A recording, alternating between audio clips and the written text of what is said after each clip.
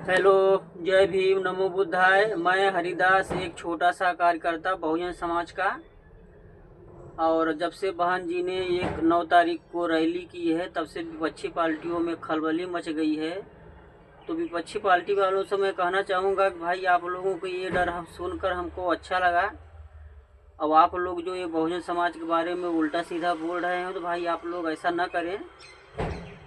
उल्टा सीधा बोलिएगा कब? कि जब आप लोग अपने घर में खुद जाके देखिएगा तब कि हम क्या हैं। जय भीम।